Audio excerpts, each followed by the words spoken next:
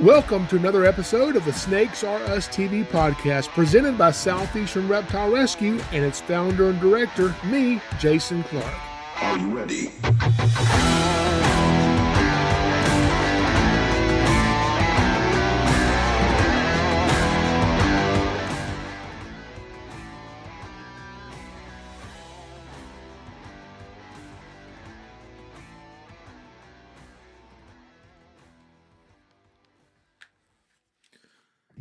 All right.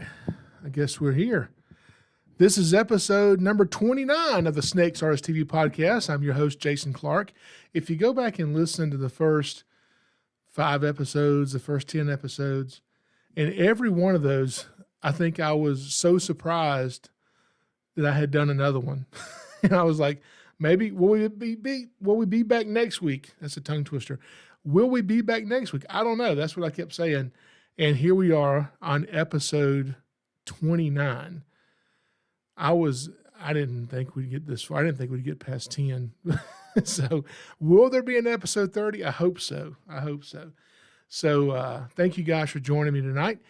We record this live every Thursday night at 8 p.m. Eastern Standard Time on YouTube, and then we upload the audio to streaming services everywhere. So if you want to join the live chat, go to YouTube, Snakes Are Us TV on YouTube, and you can watch it live, and you can also join in on the live chat, and so which I'm about to go to right now. So see who all has joined us tonight, and we're going to talk about, on this episode, names of snakes. I don't mean like Billy and Bob. I don't mean that. Maybe we'll talk about that too. Maybe, I think we should talk about, should you name your snake? Okay. We'll discuss that too. But, like I said, most of the time, every time I finish recording this podcast, as soon as I'm done, I'm like, well, I'm out of ideas. That's the last one we'll have, I guess. So, and I'll go all week. I'm like, oh, okay, what can I talk about next week? And I'll think, and people will give me ideas. It's okay, we'll talk about this. I'm like, yeah, okay, maybe I can talk about that for 10 minutes, but how am I going to, 30 minutes of it, an hour? I don't know if I can do that. So I have to come up with something that I know that I can discuss for a while. And it doesn't mean that I know all about that topic, because I do not. So it's something, I don't even remember what came up. Something came up this week about the names of snakes, or scientific names of snakes, or something. I don't remember what it was. And I started looking some things up, and I was like, oh, this is interesting. And before I knew it, I was like, oh, you know what? This is what we're going to talk about on the podcast. So names. So let me go here to my channel, Snakes Are Us TV, and click on this video. Let me make sure our sound is off here so we're not getting feedback. So thank everybody for joining. We got Jasper Friend. Jasper Fiend is in the chat. Chris Taylor is back. Chris, you were not here last week. Thank you for coming back, buddy. Candy's Critters is here again. Chocolate Cookies. And I say it all the time, Chocolate Cookies is my mom. Why is her name Chocolate Cookies? Because my daughter changed her username and she does not know how to change it back. So she is Chocolate Cookies on YouTube. Nature Nut here. Thank you for joining us. And Marty the Beardy is back again. And I'm glad that you're here, Marty, to join our live. So we're going to be talking about names. And now for this one, I had to take down some notes, because I'm going to be honest with you, the scientific classification of animals, the order, the genus, the phylum, the species, all this stuff is very confusing to me. And these names, these Latin names, these Greek names, these scientific names, I don't even know how to pronounce these things, okay? And most people don't understand, well, what's the point of them? Why do you need this stuff? So we're going to go over some of that stuff, and I think it's going to be interesting. So in this episode, we're going to be discussing tree-dwelling nymphs in Greek mythology, as well as the Getulin people of Morocco in Western Africa. Why are we doing that? Because these are just some of the things that helped name today's snakes. So what is in a name? When you, okay, so this next part really annoys me. And the more I researched and looked up what I'm about to read you, the more annoyed I got. So I just stopped reading it. And so I'm not even typing this stuff out. But I was looking up, like, what are some of the slang terms today that people call snakes? And it is I don't know if it is to you. Maybe you love it. Maybe you're the one that does this. Okay. If you're the one that does this, that's fine. It annoys me. When somebody says, you post a picture on social media of a snake, or, and some guy walks up at our exhibit. Oh man, what kind of snake is that? A copper-headed water rattler? And they just laugh and laugh and laugh. But the thing is, because I do snakes and I talk to thousands of people, I hear the same joke hundreds of times. So I was like, it's hard to even fake laugh out of that for a while. And then the term danger noodle. Oh, I hate the term danger noodle, nope rope, spicy noodle. And then there's more of them. And they were so annoying. I'm like, I'm not even going to give credence to these by reading them online on the podcast. I'm not even going to do it. So those names are annoying to me. Now, I understand why people call these snakes in these Facebook and Instagram pages. They'll call them, oh, this danger noodle or this nope rope, because it's so cute, because they're trying to take an animal that's vilified and often hated and give it a personality.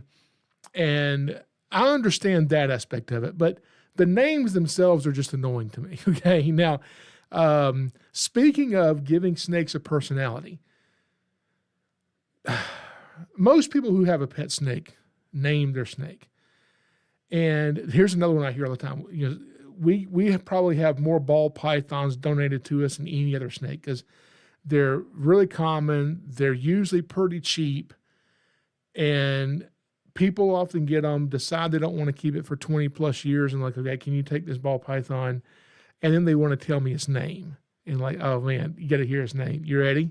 Monty Python. That's his name. Or they come up with all kind of names, that are not unique, but they're not well-versed in snakes. So to them, it's really unique and really funny. But I've heard it a million times. So I try to, oh yeah, that's cool. Where'd you come up with that? Should you name your snake? Now, most people keep snakes that won't kill them. Ball pythons, king snakes, milk snakes, hognose snakes, boa constrictors, pythons. Okay. Well, I guess some of those could kill you, the pythons, if it's a big one. But, most people, the majority of the public does not keep venomous snakes. There's a lot of people who keep venomous snakes, but most people don't do that. And so I think naming your snake, Martha, Fred, whatever you want to name it, that's perfectly fine. Okay. But should you name your venomous snake? Well, I think there's some pros to naming them, and there's some cons to naming them. And we're going to get into scientific names in a minute, because the scientific name portion of this is pretty interesting to me.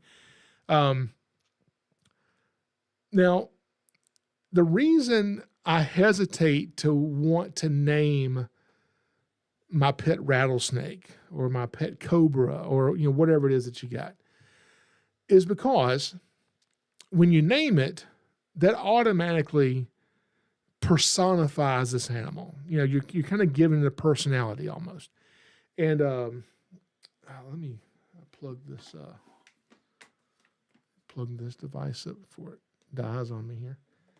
So as soon as you name it, you're giving it a personality. You're personifying this animal, giving it some type of personality. It might be a good personality or even a bad personality, but you're giving it some type of personality. And anything that has a personality, if you spend enough time with it, you get to know it.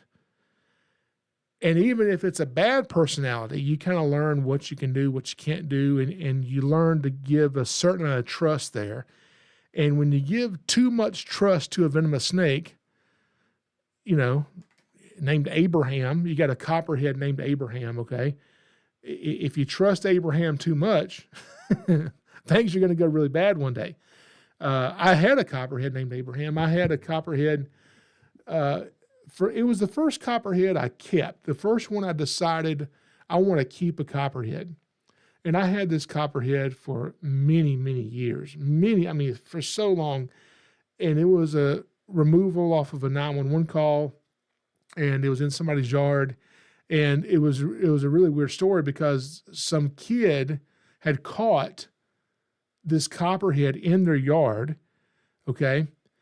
He picked it up, and this was an adult copperhead, probably 2.5 foot long, adult, pretty thick copperhead. The kid picks it up in his yard, carries it into his house to show his family, who wasn't terrified of snakes, and was like, well, you want a snake, I don't want to go buy you one, so there you go.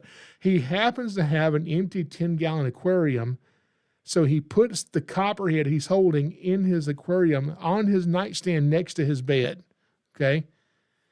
And he starts telling people, I got a pet snake, I have a pet snake, I have a pet snake. And so people from the neighborhood come over to see his new pet snake, and somebody who knew about snakes said, hey, you know that's a copperhead, okay? Copperheads are venomous. Once they realize this, and the parents realize, it's a copperhead, oh my goodness. So they call 911. They freak out, call 911. 911 calls me, and I get dispatched to the house to go and remove the copperhead. And, because, here's the cliche again, like Monty Python, it's a copperhead. The penny is copper. The head on there is Abraham Lincoln. So I had to name the snake Abraham, okay? Which, to me at the time was kind of cool. Abraham the copperhead. What I did not know until a few years later was that Abraham was a female. Now, I kept Abraham in an enclosure by herself, okay? And I just said a few years later, she gave birth. So if I got Abraham from the wild, which she could have bred with another copperhead in the wild, but I've had her in captivity for many years, and copperheads don't lay eggs. They have basically a live birth. And so how did she have babies if she's been in captivity for years? Well, that's because one thing that copperheads can do is when a copperhead breeds the male, the female has the ability to store the sperm until conditions are right. And then up to 7 years later, she can use that sperm and, have babies. So that's a survival mechanism copperheads have. Anyway, okay, off the subject. But I had a copperhead named Abraham, and I did get to know that copperhead. I love that copperhead. Just like the kid who carried the copperhead in was holding it in his hands and it didn't bite him. It was just so gentle. I used a snake hook to handle this copperhead with. But one day I was like, the kid held it. This snake is so gentle. It never does anything. So I decided to hold the copperhead in my hand. It's called free handling, which I don't recommend. I don't condone it. It's stupid. Don't do it. I was holding the copperhead, and I had a photo taken of me, and it was a good picture, and we printed it out, put it in a little frame, and hung it on the wall. And one day later, I walked by and just saw the picture. I'm looking at it, and I thought, that's a really friendly snake.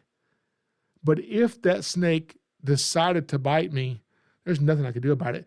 Me getting bit in that instance was the snake's decision or not. And if I'm going to do this for the rest of my life, I'm going to do this, for years to come, I have to have the numbers on my side. So I decided then that one and only time I ever free handled that snake, I would never do that again. And I still haven't. So I don't free handle snakes anymore, even when I know them and I get used to them. But I try not to name snakes. Now, sometimes I'll name a venomous snake because you got kids here, and like when you tell them this snake's name is so-and-so, whatever it is, it kind of lets that person know that, hey, you know what? Yeah, this is a snake, but it's also an animal. It's got blood. It breathes air. It drinks water. It's a living, breathing animal. And sometimes people forget that. So that would be the only positive thing I would think could come from naming an animal. So now, when it comes to scientific names, okay, this is where things get really interesting. And by interesting, I mean extremely confusing to where I don't even understand it. And what makes it more confusing is that through DNA testing and new and changing different forms of classification, they will change the names of these animals. So you get a snake over here and you learn its common name, then you learn its scientific name, and a year later, that's not even what it's called anymore. Something else. It's confusing. But one thing that annoys me is when I have people say, yeah, I got a black snake lives out here in my yard. I got a black snake in my barn.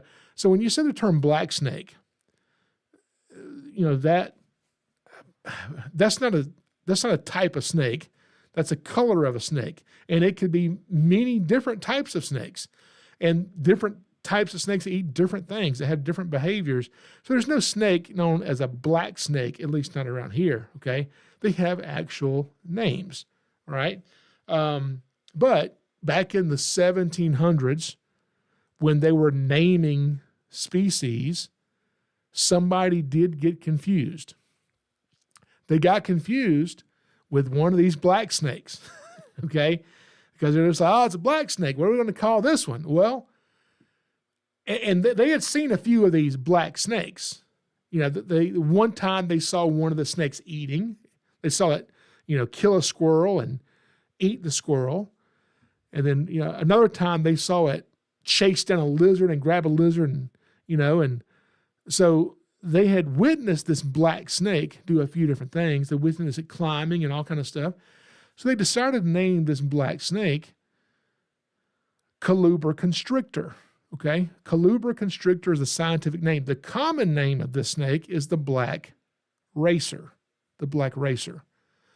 But the scientific name is Colubra constrictor. So if you got a black racer and its scientific name is Colubra constrictor, how would you think it kills its prey?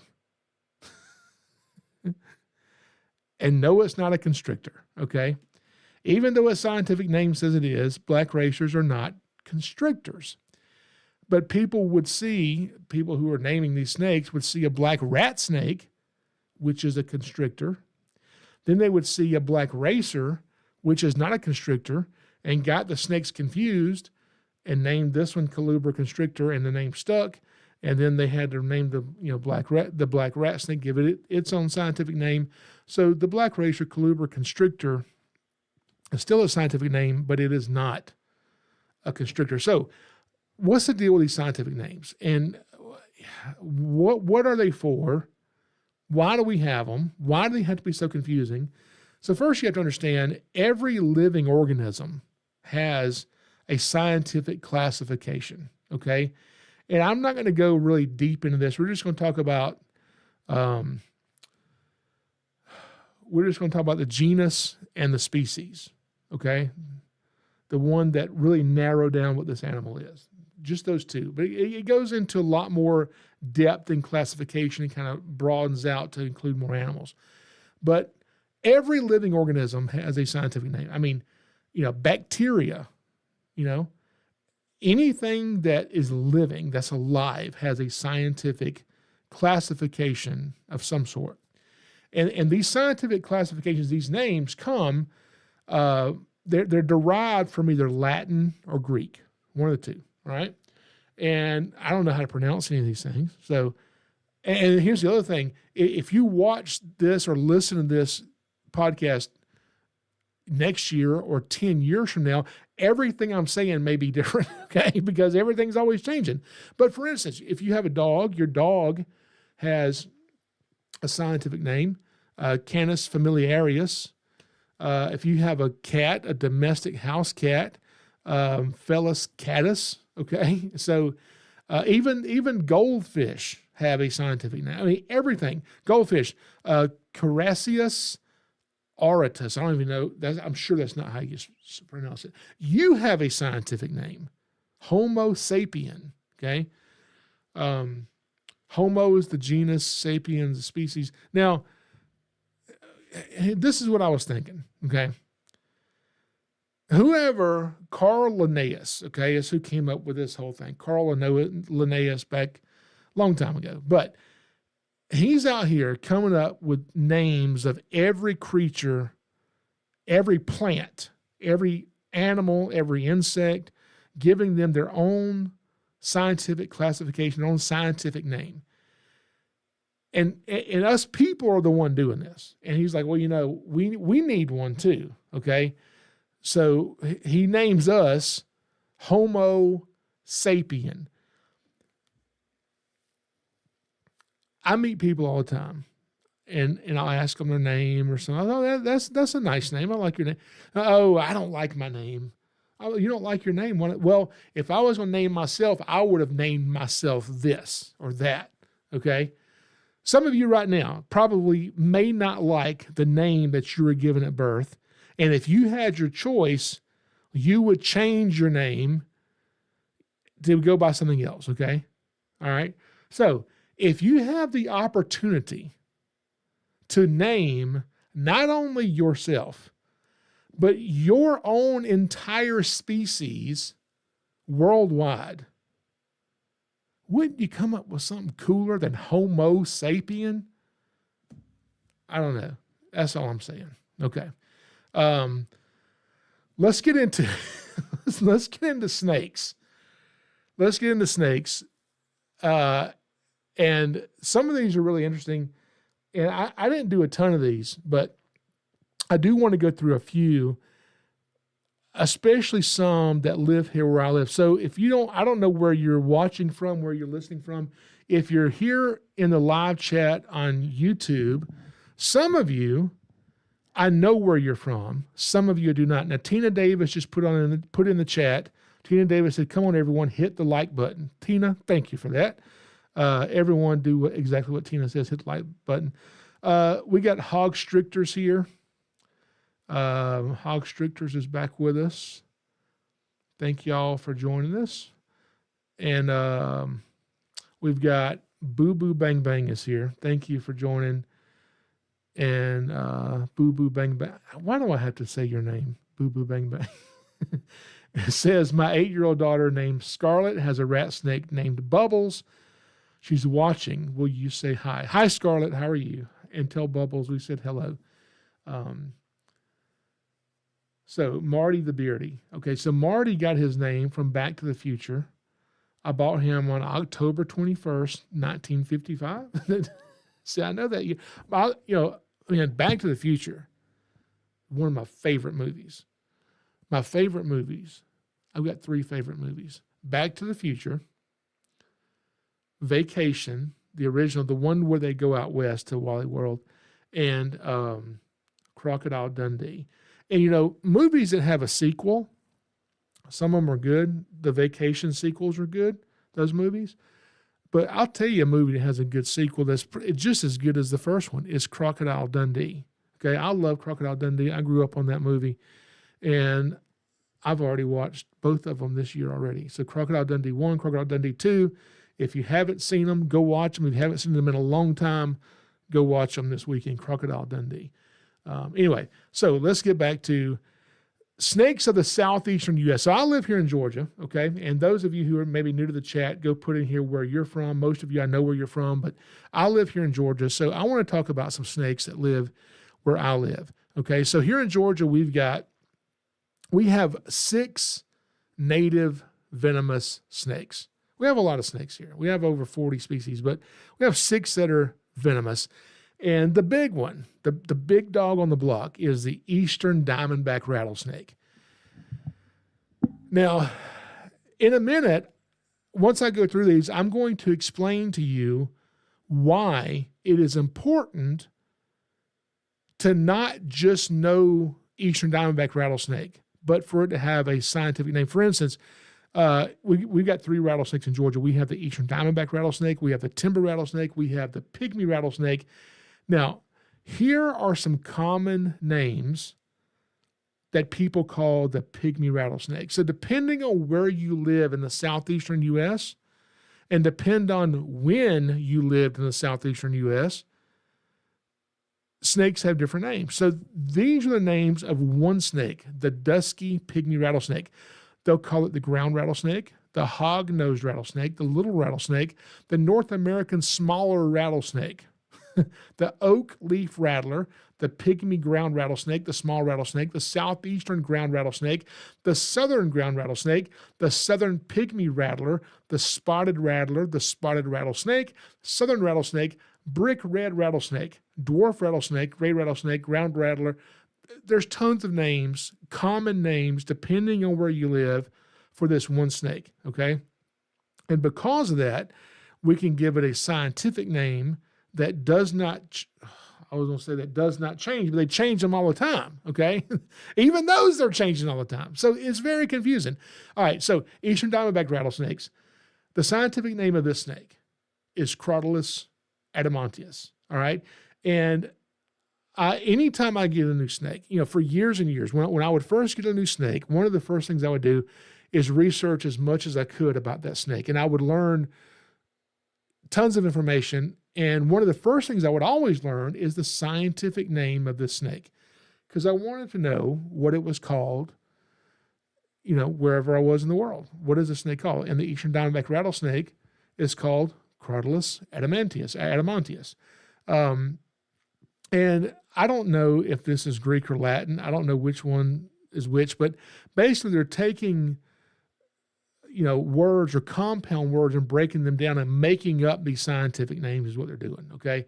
So Crotalus is going to describe our eastern diamondback rattlesnakes, our timber rattlesnakes, our pygmy rattlesnakes. Crotalus describes a lot of rattlesnakes, Crotalus atrox, your western diamondback. So you have a lot of Crotalus that describes several different rattlesnakes. Now, not all rattlesnakes are Crotalus, but there's a lot of them that are, okay? And Crotalus, in its original form, means clapper or castanet. Now, I want to believe that I know what a castanet is. I'm going to tell you what I think it is. You tell me if I'm right. I think a castanet is this little plastic thing with this little wire thing in it, and you hold it and you kind of snap it between your fingers, and it makes a clapping sound. I think that's what a castanet is. I may not know what a castanet is, but that's what I think it is, okay? And that's where, whatever a castanet is, whatever that is, that's where the name Crotalus comes from, which describes the rattle on the end of the snake's tail. So these names are used to describe the specific animal, okay? Now, so Crotalus says it's a rattlesnake, okay? It has a device that makes a sound. Adamantius, that means diamond-shaped. The snake isn't diamond-shaped, but the pattern on the back is diamond-shaped. So a diamond-shaped, an animal that has diamond shapes on it with a device that makes noise, an eastern diamondback rattlesnake. And then you got your timber rattlesnake, which is also Crotalus, and it's Crotalus horridus. Now, for years, I had always heard that the Latin term horridus, Horridus, horridus, meant horrible. I always heard this. Then I read something and said, no, that's not what it means. No, it doesn't mean horrible. It means to shudder or dread grim or horrible. It's like, well, is that what it means or not? But further digging, I found that horridus, the root word comes from a word horreo, which is not how you say it. I know that, okay? Horreo. And horreo, and this is the one I think where it comes from, because this to me makes more sense, okay? Imagine it's the 1700s, all right? And you're exploring the southeastern United States, or maybe the northeastern United States, because that's where timber rattlesnakes live too. And all of a sudden you encounter a timber rattlesnake, and you want to come up with a name that describes what you're seeing. And this snake, you've got it cornered, you've got it scared, you're messing with it, you're trying to see all the shapes and patterns, and you're trying to really investigate the snake, and the snake is coiled up, and he raises his head up a little bit. He's in strike position. He's rattling like crazy. Horreo means to stand on end and shiver. Doesn't that describe a rattlesnake to you? To stand on end and shiver. That's a pretty cool description of a rattlesnake. Crotalus horridus. Okay. I'd never known that before. Now, the pygmy rattlesnake, again, we're not going to go through all the common names that people call pygmy rattlesnakes. I'm going to go through all those. But the scientific name of the pygmy rattlesnake is Cistrus miliarius. It is a tongue, I can't even say the word tongue twister. Cistrus miliarius. And that describes this snake, okay? Cistrus basically is a derivative of the word sistrum. And sistrum is what? It is an Egyptian musical instrument. That's, talking about the rattlesnake's tail that makes a sound. And then miliarius is, and this was interesting to me because I didn't really understand. Like, I don't understand why. Like, okay, cistrus, I understand why they use that term to call this little rattlesnake that, okay? But miliarius doesn't make any sense to me because what it says this is, miliarius is a cylindrical or oval piped column. Well, that could be a snake, placed at the edge of Roman roads to mark distances around 1,400 meters. So basically, miliarius are cylinders used as mile markers, okay? A mile long, describing a little tiny pygmy rattlesnake. Maybe that's not what it is. Maybe it's because it's a cylindrical oval pipe column. Maybe that's the part they're using to describe the snake. I don't speak Greek. It's all, Greek or Latin. So maybe that's what it is. Now, then you get down to the eastern coral snake. Some people call it the American cobra because it's so different than copperheads, cottonmouths, and rattlesnakes. It isn't a pit viper. It's an elapid related to mambas and related to cobras, okay? And the scientific name of the eastern coral snake is Micrurus, I don't even say it, Micrurus fulvius. Micrurus fulvius. Micrurus, micro means small because coral snakes are not big snakes. If you find a 2.5 foot coral snake, that's a pretty nice big size coral snake. And then fulvius was originally used, I believe, in Greek. If you described a person as being fulvius, okay, you were basically saying that person has yellowish or golden brown hair. Now, I was thinking, okay, well, why are they using the word fulvius if that describes the color yellow? Because coral snakes are black, red, and yellow. Why wouldn't they describe all three colors? And I don't know. Maybe it's because yellow was the brightest of the colors and maybe it stood out the most. So because it stood out the most, and there's also here in the Southeast, maybe this is why, there's a mud snake. A mud snake can get 5 foot long. And a mud snake is shiny, black, with very bright red markings on it. No yellow, just black and red. Now, sometimes, they can be black and white. Those are rare, but they can happen. But most of them are black and bright red. And so what would be different about a coral snake from the mud snake is it has that bright yellow. So maybe that's what they're doing is they're highlighting the yellow color of it, which the mud snake doesn't have. Other snakes don't have. I don't know. But, you don't just have the eastern coral snake. You've got the Texas coral snake. You have the Arizona coral snake.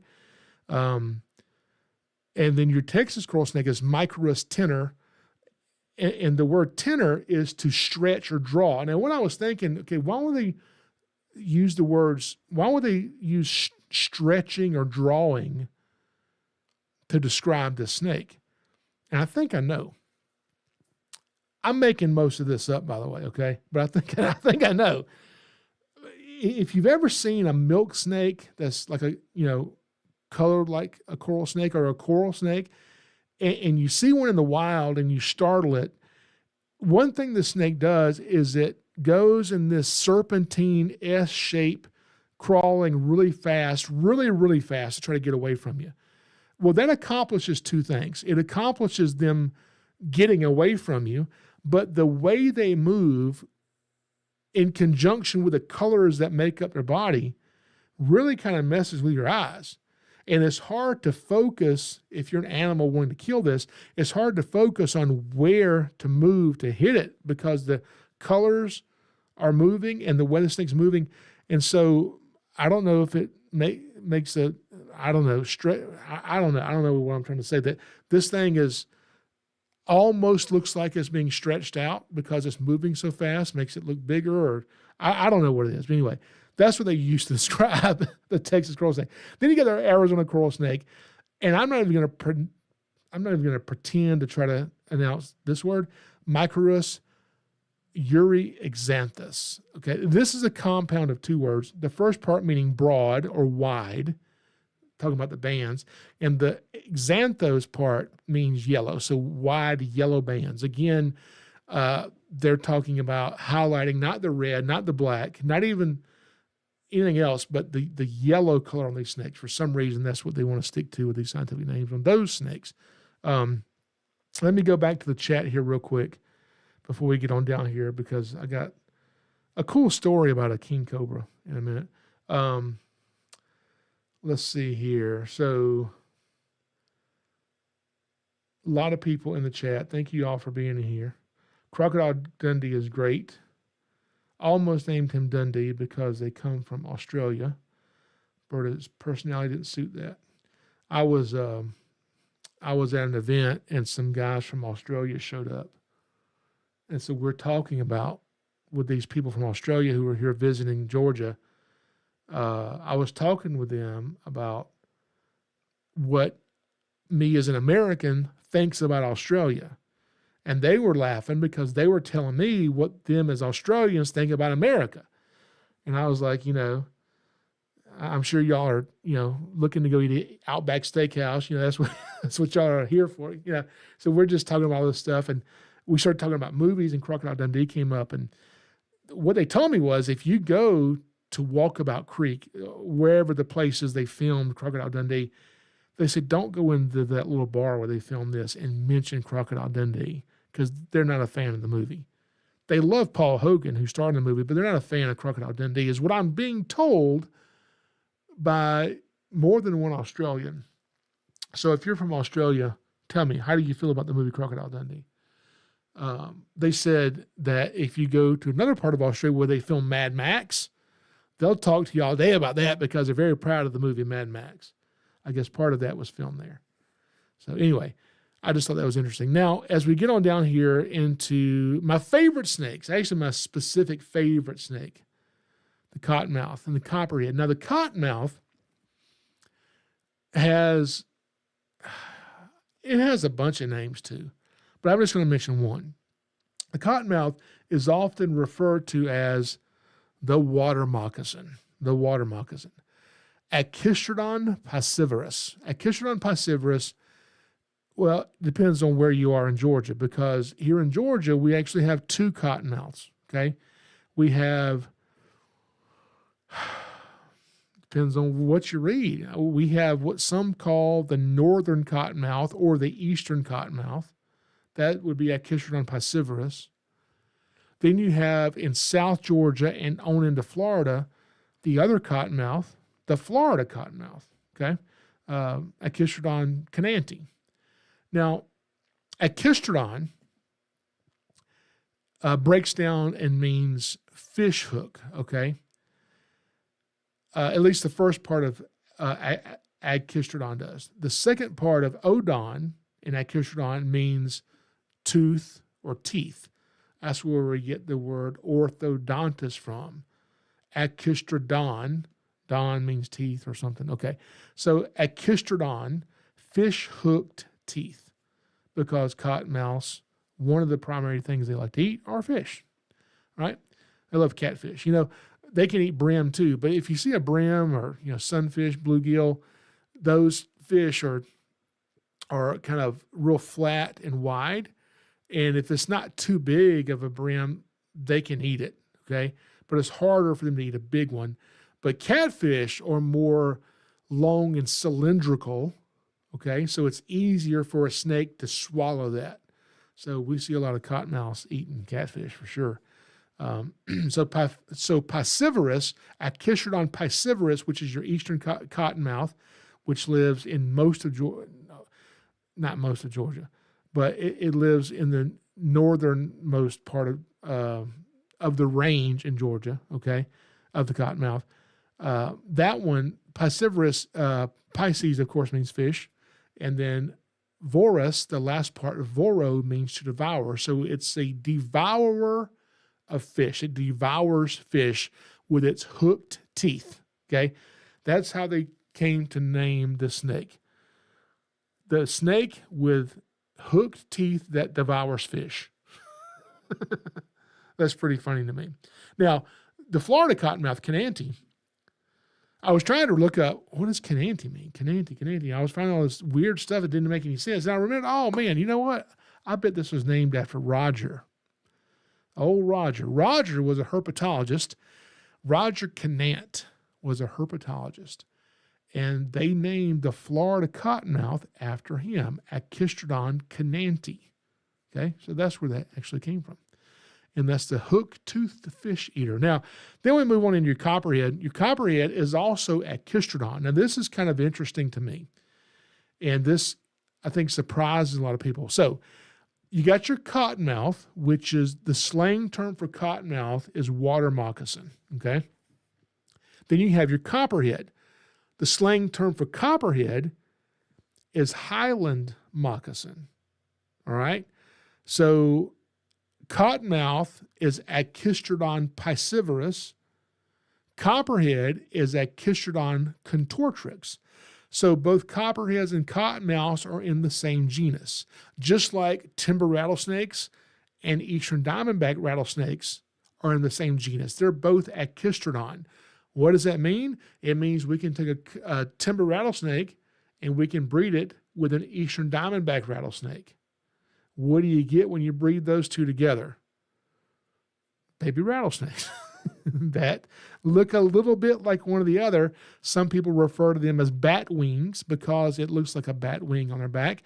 There is a confirmed hybrid eastern diamondback timber rattlesnake in South Georgia on a barrier island, a pretty popular barrier island. And researchers have been tracking that snake. I'm assuming it's still alive. I've heard about it before. I haven't heard that it's died. But they've been tracking that snake for quite a while, which is pretty cool. So now, so your copperhead and cottonmouth are in the same genus Achistrodon, okay? And your timber and diamondback are in the same genus Crotalus. But then your pygmy rattlesnake is not in the same genus as the timber rattlesnake and eastern diamondback, which means you cannot breed a pygmy rattlesnake with a timber rattlesnake or an eastern diamondback. They're not closely related. They're both rattlesnakes, but the pygmy is not closely related enough to those snakes for them to be able to breed with each other, all right? So your cottonmouth and your copperhead are both in the genus Achistrodon. Because they're so closely related and in the same genus, guess what we can do? You can take a cottonmouth and you can breed it with a copperhead. What do you get? Baby snakes. What do you call them? Cottonheads. Cottonheads. Cottonheads have never been documented in the wild as far as I know. But they've definitely been bred in captivity. Now, when you breed a copperhead with a cottonmouth, I've never done that, but here's what my thinking would be. See, now, cottonmouths eat a lot of stuff. They'll eat, these are like the garbage disposals of the snakes in the southeastern U.S. They'll eat just about anything, including copperheads. They'll eat other snakes, all right? So when it comes to copperheads and cottonmouths, the males of both of those snakes are bigger than females. The males get to a bigger size than a female can, okay? So because cottonmouths will eat other snakes and copperheads don't normally do that, not as often. you wouldn't want to put a big male cottonmouth with a little female copperhead because it may just eat it. So I would think if I was going to breed these, I would probably want to have the male to be the copperhead, which would be big enough to eat the smaller female cottonmouth, but because they don't normally do that, they would probably breed and not eat each other. Does that make sense? Okay. Now, you may be thinking, well, so you're creating a whole new race of snake. You're creating a whole new snake that you got to update the textbooks now that you got, these cottonheads crawling around. Well, no, that's not the case. Okay. So when copperheads and cottonmouths have babies, that first generation is known as an F1. That's an F1. That's your first generation.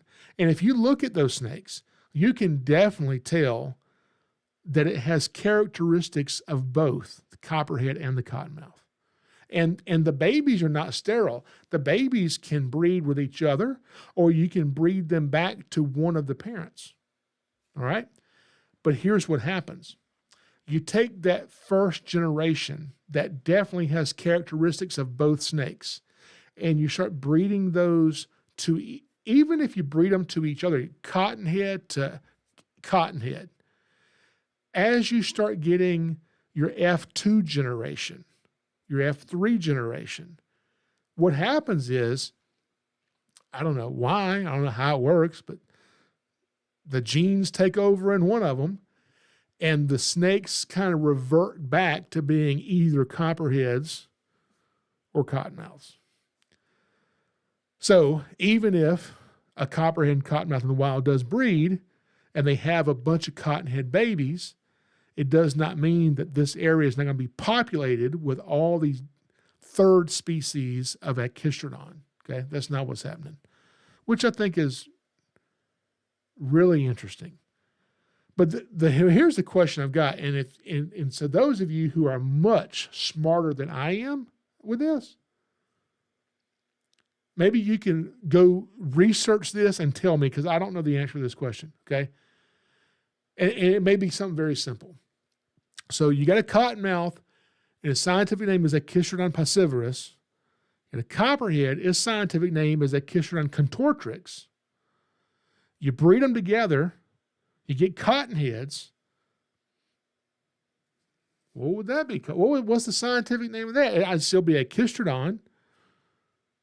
Maybe we need to make something up there. Okay. Make up some new word there for that. Maybe it's got a name. I don't know. I don't think it does. Okay.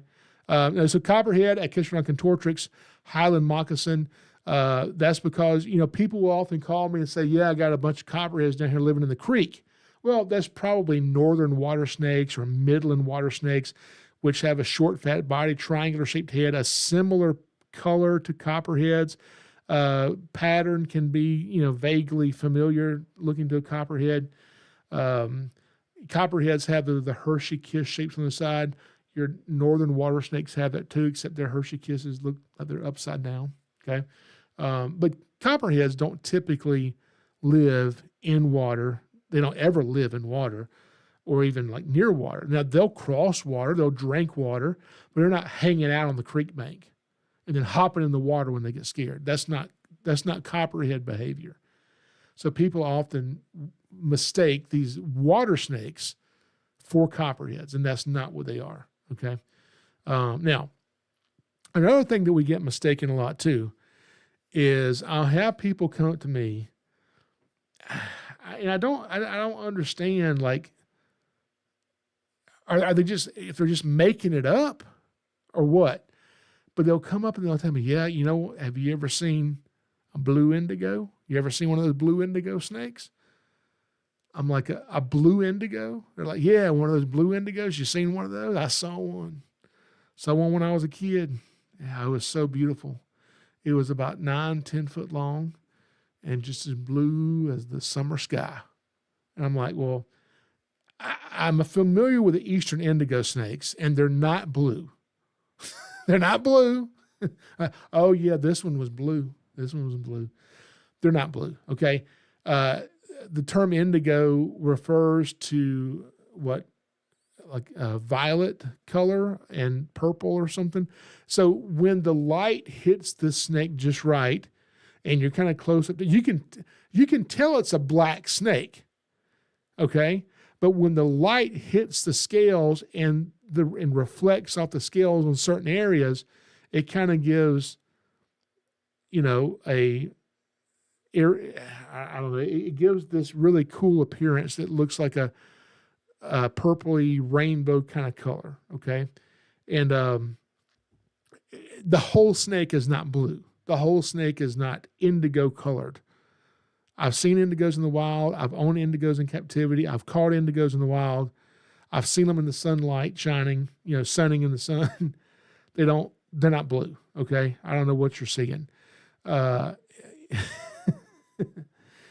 people will tell me they see indigos where indigos don't even live. They're like, oh yeah, I live over here and we got indigos all in our yard. Well, I'm like, where do you live? They're like, over here. I was like, well, indigos don't even live there. They don't even live in that part of the country. They don't even live in that part of the state. That's black racers you're seeing, or black rat snakes that you're seeing. So indigo, the scientific name is Drymarchon cooperi. Drymarchon is a pretty cool name. Why couldn't they do this when they named us? I'm going to call myself Homo sapien, okay? That's what I'm going to call myself. They named the eastern indigo Drymarchon cooperi, which means forest ruler. Why can't you name me something like that? Wise ruler, okay? Handsome ruler,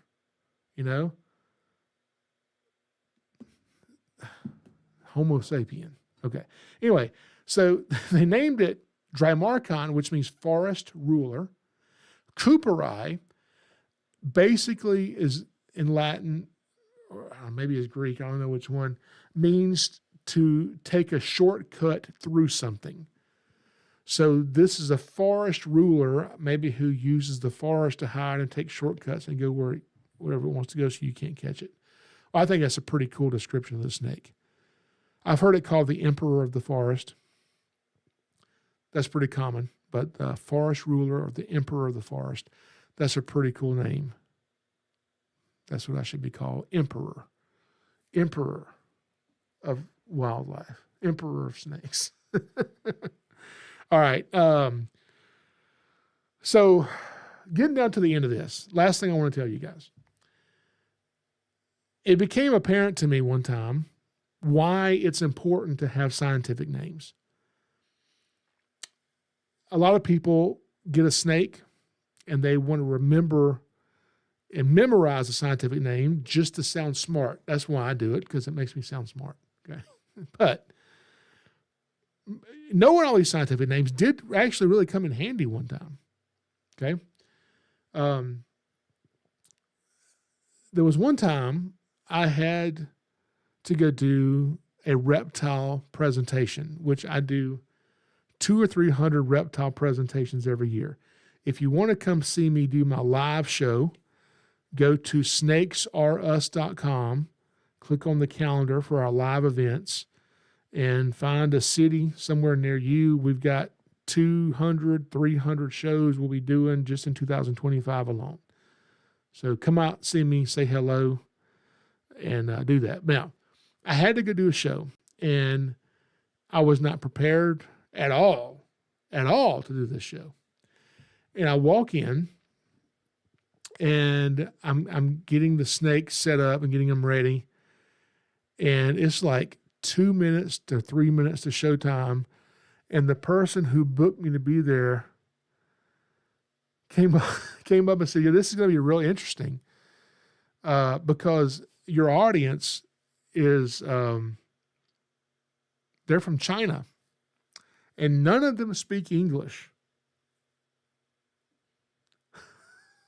She's telling me this a couple minutes before this is about to start. I'm like, what? What do you mean they don't speak English? She's like, no, they don't speak English. But they're scientists. These are scientists that are visiting America from China, and so they'll know what you're talking about. I'm like, how are they going to know what I'm talking about? Being a scientist and not speaking English doesn't mean that you know anything that I'm talking about. Why don't you tell me this?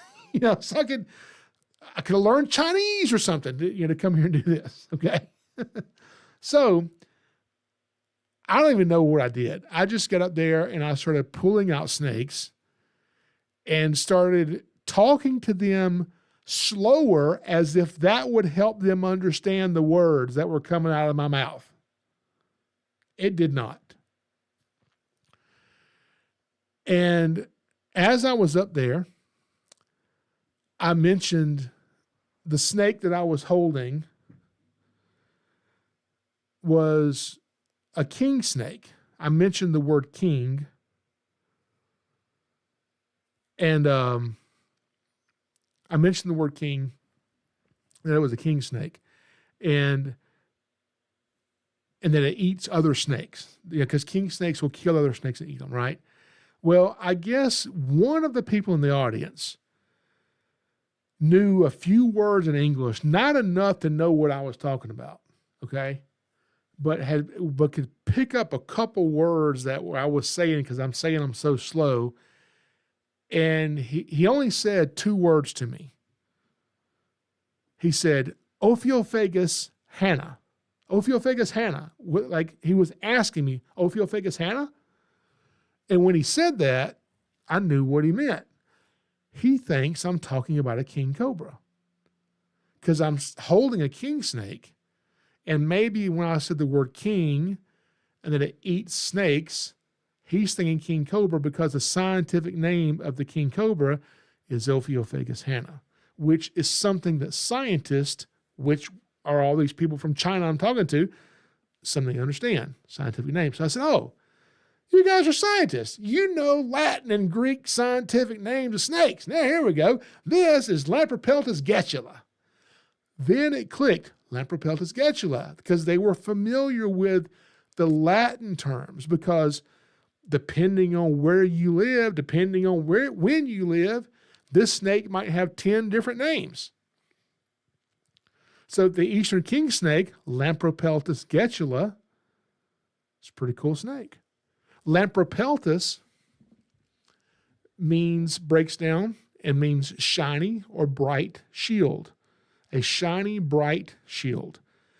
And its skin, its scales, that is its shield. And king snakes, black racers are kind of dull, like a matte finish, okay? King snakes are shiny. That's what their name suggests. I never knew what Lampropeltis means, but that's what it means. Shiny, bright shield, which is cool. So Lampropeltis getula. Getula is derived from a Latin word, getulus, which refers to a group of people known as the Getulans. The Getulans. And the Getulans are from Morocco in Western Africa. And in their Moroccan culture, these Getulans would weave garments and wear colorful clothes. And one theme that seemed to be very prevalent among this culture was a pattern that almost looked like a woven chain. And that's the exact pattern that's on the back of the eastern king snake. Some people call it a chain king snake, or the chain king, the eastern king. So the Getulans of Morocco were known for making this chain pattern in their fabrics. So we took the name Getulans, reduced it to Getula, and now Lampropeltis getula describes the eastern king snake. Who would have thought? Now, back to our king cobra, Ophiophagus hannah. Ophiophagus is derived from the Greek word meaning snake eating, even though eastern king snakes also eat snakes. Eastern king snakes eat mice and birds and bats and lizards and frogs. They eat all kind of stuff. They'll also eat snakes. They're not specifically just snake eaters, but king cobras are snake eaters. That's pretty much all they eat. Okay? So Ophiophagus hannah, Ophiophagus is derived from the Greek word meaning snake eater. And then hannah, Ophiophagus hannah. I was thinking, okay, well, maybe that's the lady who discovered the king cobra and they named it after her. But no, that's not what happened. Hannah is derived from the name of tree-dwelling nymphs in Greek mythology. Why in the world would they name the king cobra, the largest venomous snake on the planet? Why would they name the biggest snake on the planet after tree-dwelling nymphs? A nymph, what is a nymph? First of all, they're made up. They're Greek mythology. But from what I understand, it's little tiny people that's about this tall. And they're all women. Am I right? They're all girls, and they got little fairy wings. It looks like Tinkerbell. That's a nymph. Is that what a nymph is? I don't know. That's what they're naming the king cobra after, okay? But not because the king cobra is huge and nymphs are small. It's because king cobras are the king, and they live in the forest, and these nymphs are at one and are considered to be the spirit of the trees, and they live in the forests of India and Southeast Asia. It's kind of a cool story. I wouldn't have named it that, okay? And I would have come up with a better name than Homo sapien for us. So some of these don't make any sense. But names are important for sure. The name you were given, whether you like it or not, take care of it, because make sure that when people hear your name, there's a good connotation that goes with it. You don't want them to hear your name and shudder or have that horrible feeling like Crotulus horridus. Proverbs 22:1 says, a good name is more desirable than great riches. To be esteemed is better than silver or gold. What in the world does that mean? It means it takes years and years and years to build your reputation, but it only takes minutes to destroy it. Guys, thank you all for joining me for episode number 29 of the SnakesAreUsTV Podcast. This is an episode talking about names, and I'm Jason Clark. Thank you all for joining me. I'll be back next week for episode number 30.